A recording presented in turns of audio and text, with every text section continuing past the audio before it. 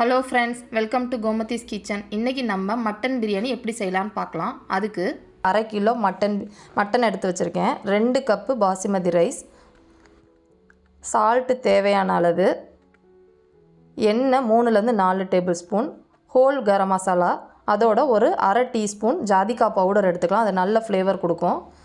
ஒரு 2 table spoon நெய், அதுக்கு அரை டேபிள் ஸ்பூன் மிளகாத்தூள், 1 டேபிள் ஸ்பூன் மல்லித்தூள், 1/2 கப்பு தயிர், 1 டேபிள் ஸ்பூன் மஞ்சத்தூள், ஒரு அரை எலுமிச்சம்பழம் ஜூஸு, 5 மிளகாவை கட் பண்ணி வச்சுருக்கேன். அதுக்கு 2 ஆனியன், பெரிய ஆனியனை எடுத்துக்கலாம், ஒரு பெரிய தக்காளி, அப்புறம் புதினா கொத்தமல்லியை கட் பண்ணி வச்சுக்கலாம், 1/2 டேபிள் ஸ்பூன் இஞ்சி பூண்டு பேஸ்ட். இதுக்கு இப்போ மட்டனை வேக வச்சு எடுத்துக்கலாம். அதுக்கு மட்டனை ஒரு குக்கரில் போட்டுட்டு அது ஒரு மூழ்கிற அளவுக்கு தண்ணி ஊற்றினா போதும், ரொம்ப தண்ணி ஊற்ற வேணாம்.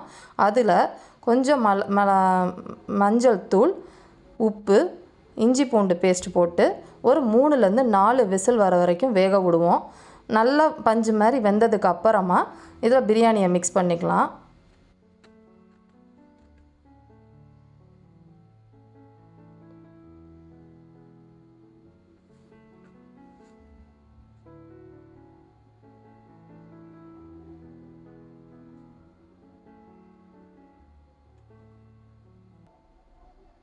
இது இந்த சைடில் வேகட்டும். அதுக்குள்ளே நம்ம பிரியாணி பாத்திரத்தை வச்சுட்டு, குக்கரை வச்சுட்டு, அதில் நெய், எண்ணெய் ரெண்டையும் ஊற்றி நல்லா கொஞ்சம் காயற வரைக்கும் வெயிட்.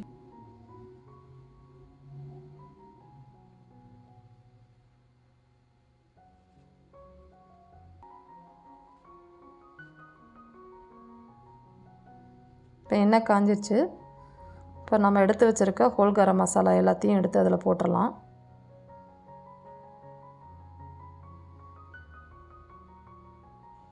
இது ரொம்ப ஈஸியாக செய்யக்கூடிய பிரியாணி. ஒரு மணி நேரத்தில் நமக்கு பிரியாணி ரெடி ஆகிடும். இப்போ எல்லாம் பொரிஞ்சிருச்சு.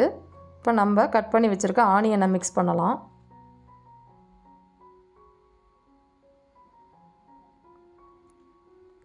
ஒரு கப்பு பிரியாணிக்கு 1 வெங்காயங்கிறது கணக்கு.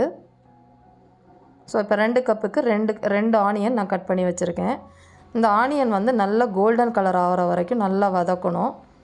இப்போ கோல்டன் கலரில் ஆகிடுச்சு. நம்ம எடுத்து வச்சுருக்க கட் பண்ணி வச்சுருக்க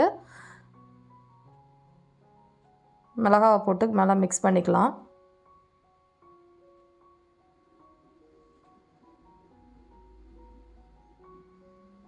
இதோட நான் இஞ்சி பூண்டு பேஸ்ட்டையும் போட்டு மிக்ஸ் பண்ணிட்டேன். அது பச்சை வாசனை போனதுக்கப்புறமா தக்காளியும் போட்டு நல்லா மிக்ஸ் பண்ணிடலாம்.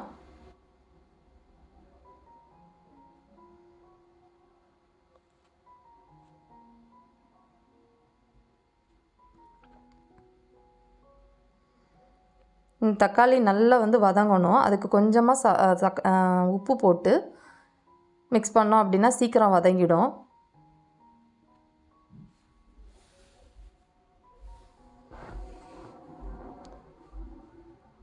தக்காளி நல்லா வதங்கினதுக்கப்புறமா நம்ம மசாலாலாம் போடலாம். இப்போ வதங்கிடுச்சு. இப்போ மசாலா பவுடர்லாம் வச்சுருக்கோம் இல்லையா, அதெல்லாம் ஒன்று ஒன்றா ஆட் பண்ணிக்கலாம். அதுக்கு முன்னாடி நம்ம அந்த கட் பண்ணி வச்சுருக்க புதினா மல்லியும் ஆட் பண்ணிடலாம். எல்லாத்தையும் போட்டுற வேணாம், கொஞ்சம் கார்னிஷ்க்கு எடுத்து வச்சுக்கலாம்.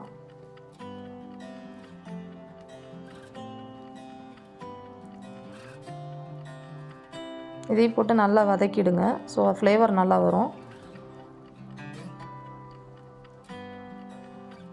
இதில் மிளகாத்தூள், மஞ்சத்தூள், மல்லித்தூள் இதெல்லாம் போட்டு நல்லா மிக்ஸ் பண்ணிவிடுவோம். இதே பிரியாணியை சிக்கன்லேயும் நீங்கள் பண்ணலாம், நல்லாயிருக்கும். இப்போ எடுத்து வச்சுருக்க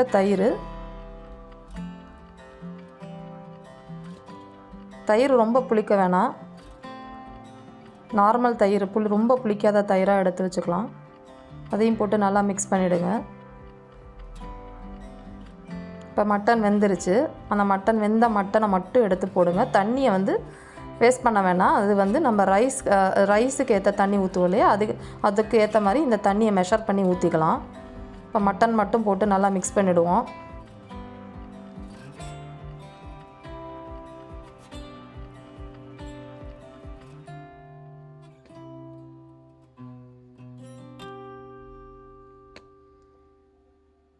மிக்ஸ் பண்ணி கொஞ்சம் நேரம் வெயிட் பண்ணுவோம். அப்போ தான் அந்த மட்டனில் கொஞ்சம் மசாலாலாம் இறங்கிடும்.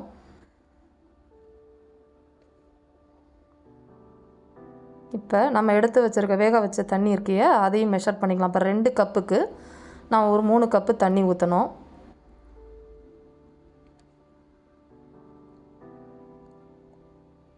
2 கப்பு ரைஸ் எடுத்து வச்சுருக்கேன். அதுக்கு 3 கப்பு தண்ணி ஊற்றிக்கலாம்.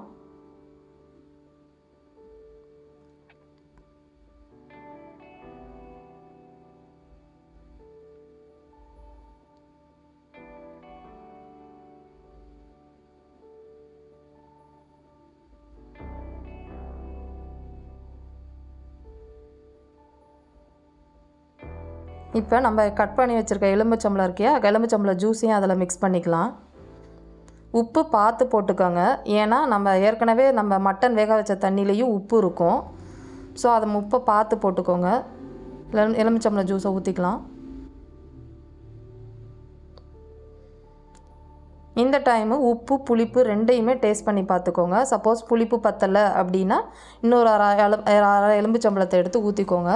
உப்பு பத்தலைனாலும் கொஞ்சம் ஆட் பண்ணிக்கலாம். பட் காரத்துக்கு ஒன்றும் பண்ண முடியாது.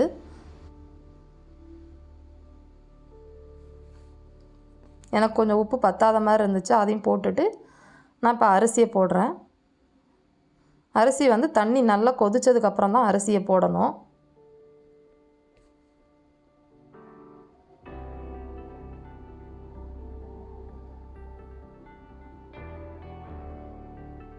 அரிசியை வந்து ஒரு 30 நிமிஷம் ஊற வச்சு தண்ணியை வடித்து எடுத்து வச்சுக்கோங்க.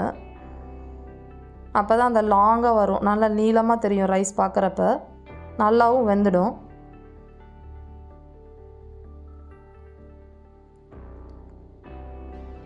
பார்த்து மிக்ஸ் பண்ணுங்கள். அரிசி உடையாத மாதிரி மெதுவாக மிக்ஸ் பண்ணணும்.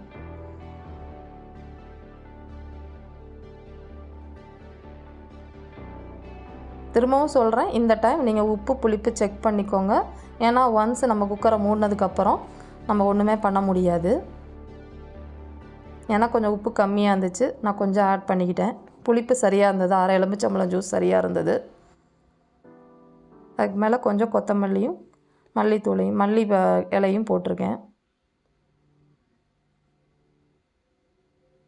இப்போ மூடி வச்சிடலாம்.